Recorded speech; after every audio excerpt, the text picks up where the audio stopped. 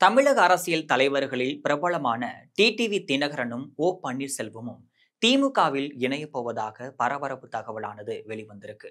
அது என்ன என்பதை பற்றி ஜெம் தொலைக்காட்சி வழங்கும் சிறப்பு செய்தியில் பார்க்கலாம்.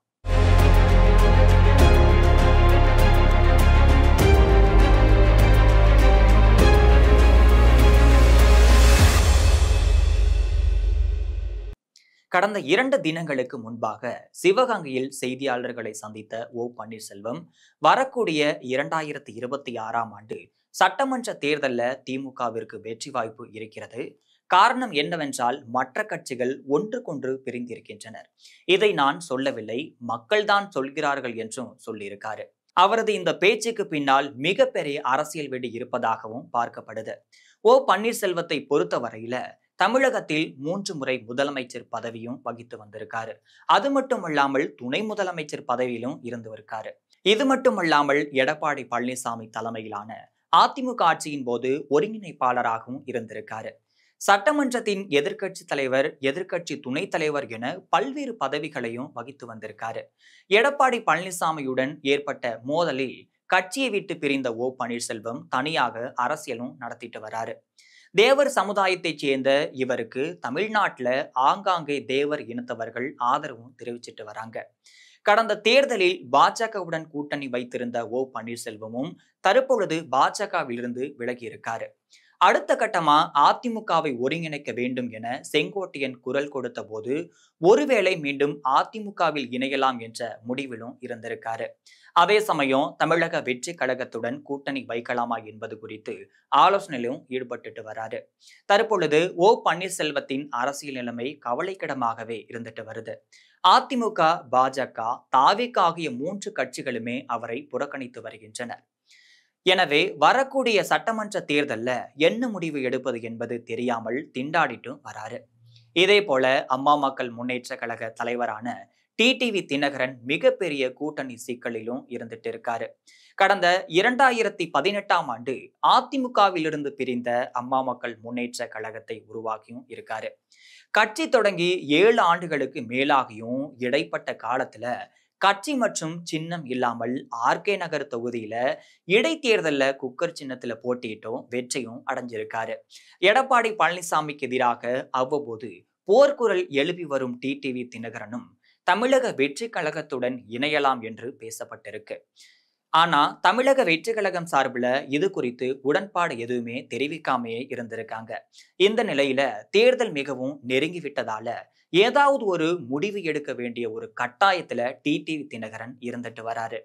ஏற்கனவே டிடிவி தினகரனும் பன்னீர்செல்வமும் தேவைப்படும் பொழுதெல்லாம் ஒருவருக்கொருவர் கைபேசியிலையும் பேசிட்டு வராங்க. இருவருக்கும் இடையே நல்ல நட்பானது இருந்துட்டு வருது. இதன் பின்னணியில சசிகலாவும் இருப்பதாகவும் சொல்லப்படுது.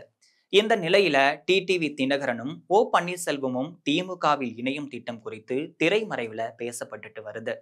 தற்பொழுது தமிழக வெற்றி கழகத்துடன் கூட்டணி வைத்தால் வரக்கூடிய தேர்தல்ல வெற்றி கிடைக்காது, இதன் மூலம் நாமும் தோல்வியை தான் தழுவ நேரிடும் என டிடிவி தினகரனும் பன்னீர்செல்வமும் ஒரு முடிவுக்கும் வந்திருக்காங்க.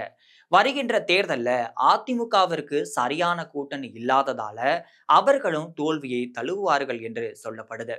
எனவே இந்த தேர்தல்ல திமுக தான் வெற்றி பெறும். ஆகவே திமுகவுடன் கூட்டணி வைத்துக் கொள்வது சாத்தியமாக இருக்கும் என இருவருமே பேசி வருவதாக தெரிய வந்திருக்கு. இதன் மூலம் எடப்பாடி பழனிசாமிக்கு வரக்கூடிய தேர்தல்ல சரியான சாட்டையடி தரலாம் என பேசி வராங்க. இதன் நிமித்தமாக தான் கரூர் சம்பவத்துல திமுக அரசிற்கு ஆதரவான நிலைப்பாட்டை தினகரன் எடுத்திருக்காரு. அது மட்டுமல்லாமல் வரக்கூடிய தேர்தல்ல நாங்கள் அங்கம் வகிக்கும் அணிதான் வெற்றி பெறும் என்றும் டிடிவி தினகரன் பேசி வருவது திமுக கூட்டணியின் மனதில் வைத்துதான் பேசுகிறார் என்று தெரிய வந்திருக்கு. இது தொடர்பாக டிடிவி தினகரனிடம் விஜயுடன் கூட்டணியில் இணைவீர்களா என்று நிருபர்கள் கேட்டபோது யூகங்களுக்கு பதில் சொல்ல முடியாது என்று பதில் அளிச்சிருக்காரு டிடிவி தினகரன் அவர்கள். இது மட்டுமல்லாமல் துரோக சக்தியான எடப்பாடி பழனிசாமியை வீழ்த்துவோம் என்றும் கூட்டணி தொடர்பாக இந்த ஆண்டு இறுதியில் அல்லது அடுத்த ஆண்டு தொடக்கத்தில் அறிவிப்போம் என்று சொல்லியிருக்காரு. வெற்றி பெறும் அணியில் நாங்கள் இருப்போம் என்றும் தெரிவிச்சிருக்காரு. இதன் பின்னணியில அவர் திமுகவை மனதில் வைத்துதான் பேசுகிறார் என்று தெரிய வந்திருக்கு. இதற்கிடையே டிடிவி தினகரன், ஓ பன்னீர்செல்வமும் ஆகிய இருவரையுமே இணைத்து கொண்டால் அது திமுகவிற்கு பலமாகவும் அதிமுகவிற்கு பலவீனமாகவும் இருக்கும் என திமுக கணக்கு போட்டு வச்சிருக்காங்க. எனவே இருவரிடமும் பேச்சுவார்த்தை நடத்த திமுக மேலிடம் ஏற்பாடுகளையும் செஞ்சுட்டு வராங்க. இந்த நிலையில ஓ பன்னீர்செல்வம், டிடிவி தினகரன் ஆகியோர் திமுகவில் இணைவதால அது அதிமுகவிற்கு பின்னடைவு என சொல்லப்படுது. குறிப்பாக தமிழ்நாட்டில் பெரும்பான்மையாக வாழக்கூடிய தேவர் சமுதாயத்தின் வாக்குகள் திமுகவிற்கு மேலும் பலம் சேர்க்கும் வகையில அமைந்துவிடும். அதிமுகவை பொறுத்த வரையில பாஜகவை தவிர வேறு எந்த கட்சியும் கூட்டணியில இல்லை என்பது பின்னடைவாகவே பார்க்கப்படுது.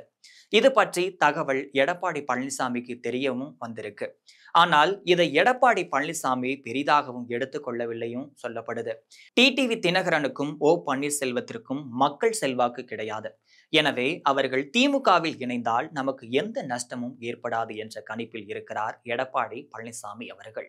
இதற்கிடையே தற்போதைய சூழ்நிலையில ஓரணியில் இணைவதற்கு எடப்பாடி பழனிசாமி முடிவு எடுத்தாலும் கூட டிடிவி தினகரனும் ஓ பன்னீர்செல்வமும் அதற்கு சம்மதிக்க போவதில்லை என தெரிய வந்திருக்கு. கிட்டத்தட்ட அவர்கள் திமுக பக்கம் 90% சாஞ்சிருக்காங்க. தற்போதைய சூழ்நிலையில திமுக கூட்டணி மிகவும் பலம் வாய்ந்த கூட்டணியாக எழுச்சி பெற்று வரும் நிலையில அதிமுக கூட்டணி வீழ்ச்சி பாதையை நோக்கி சென்று கொண்டிருக்கிறது என்பது மறுக்க முடியாத உண்மையாகவே பார்க்கப்படுகிறது.